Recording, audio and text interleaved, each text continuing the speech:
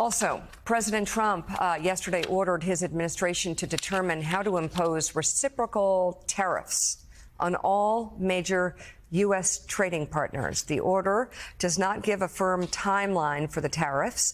Senate Commerce Secretary nominee Howard Lutnick said the administration would look at countries one by one, with a final report expected by April 1st. The president yesterday was pressed by reporters about the possible impact of more tariffs. What should consumers expect? Are prices going to go up short-term, well, long-term? Not necessarily. I mean, not necessarily. But I'll tell you what will go up is jobs. The jobs will go up tremendously. We're going to have great jobs for everybody. The prices go up, Mr. President, because of these tariffs. Who do you think voters should hold responsible? Oh, I think what's going to go up is jobs are going to go up. And prices could go up somewhat short term, but prices will also go down. There could be some short term disturbance, but long term, it's gonna make our country a fortune. So Americans should prepare for some short term pain. No, possibly. you said that. I didn't say that. You know? Well, if the prices go up, let's see what happens. Nobody really knows what is going to happen.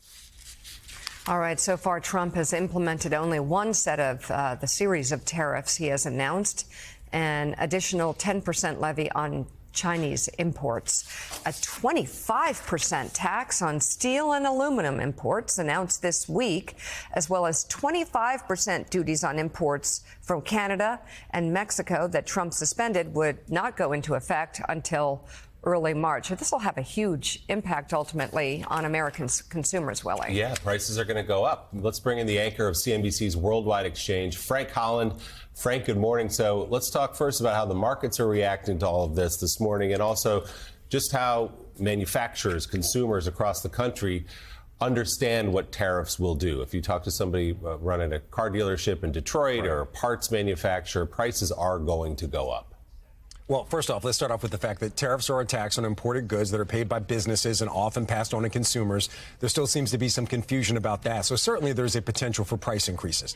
When it comes to the market reaction, though, yesterday, after we saw the president's news conference in the Oval Office, we actually saw the markets move higher. Some of it was relief that the, reciprocal tariffs weren't being instituted that day, and the idea that there's going to be a study.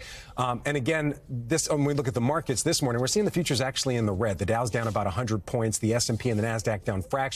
So it seems to be some kind of mixed opinions, people really trying to figure all this out. When it comes to tariffs, however, there's a couple different camps. So there's many who argue, and these arguments are becoming louder, that these tariffs, they're just negotiating tactics. In fact, I had a guest on my show this morning from the American Enterprise Institute. He described the president as having a complex or sophisticated agenda when it comes to global trade, and he believes these tariffs could lead to tariffs imposed by other countries to be lowered proactively before the White House and U.S. agencies finish their study of tariffs. In fact, the Commerce Secretary who you just mentioned, the Commerce Secretary nominee who you just mentioned, who's leading that study, said the president's going to get that study on April 1st and then has the option to start these tariffs on April the 2nd, implying it's not really a foregone conclusion. And the fact that the president says he's going to match tariffs from other countries as opposed to universal tariffs that he discussed before, many people believe that will reduce global trade uncertainty, and that could in turn, and the could is the key word there, be a boost for the U.S. economy and a potentially increased foreign investment in the U.S. That's what the president was alluding to. Foreign investment in the U.S. leading to new jobs. All right, CNBC's Frank Holland. Wait, Mika, before you go, I think you guys are burying the lead. There's one other huge story happening today. What's that? Eagles parade today. Go Birds. Wow. Super Bowl champs, America's team. Valentine's right Day. Here, go Birds. America's team won. America won. Thank goodness. I'm going to the parade later today. To Philly today. A million Eagles Frank, fans. you had an opportunity. You had an opportunity to say Happy Valentine's Day. No, you didn't. Took it. You didn't. No, you took it. Mika, you already have a Valentine. My Valentine right here, the Birds. Oh.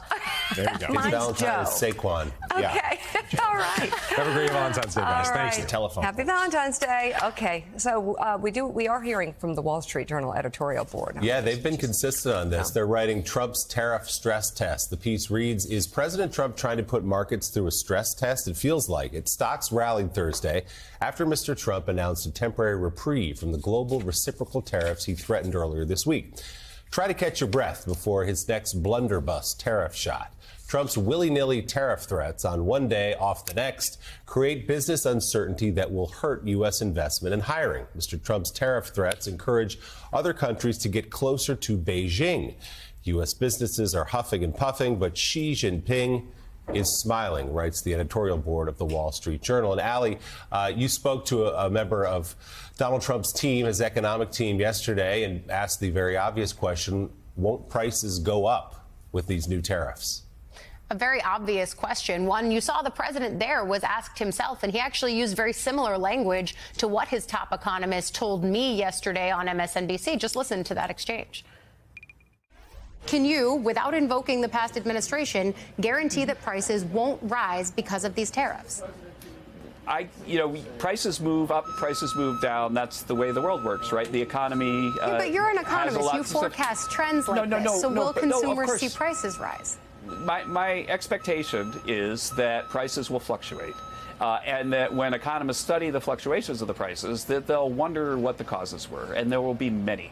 And so am I confident that there won't be strong evidence of a price effect of tariffs? Yes, I am confident. So he's saying he's confident. Look, that's a clip that we can save for later and see if it actually ends up being right. But it's exactly what the president then echoed about an hour or so later when he actually put these reciprocal tariffs into effect, or at least the starting bell for them. But I think Frank brings up a lot of really good points here, like the idea that there are open questions about if these tariffs will include carve-outs for industries like the automotive industry. That's something that on Capitol Hill we've already heard some murmurs about, agitating to have carve-outs like that.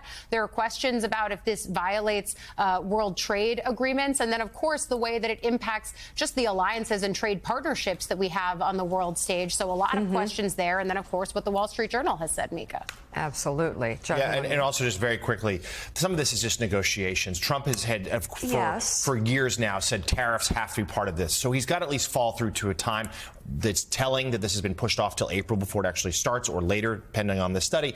We'll suspect there could be. What he says he means, I think, certainly people are expecting these to come in some form, but perhaps not the quite degree he first promised. But there seems to be an obsession, Willie, to blame the impacts, the consequences of some of these policies on Joe Biden. Yeah. Or go back to Obama. And even saw it actually in a news conference yesterday with President Trump going back many presidents and blaming the war on Ukraine. I mean, it just...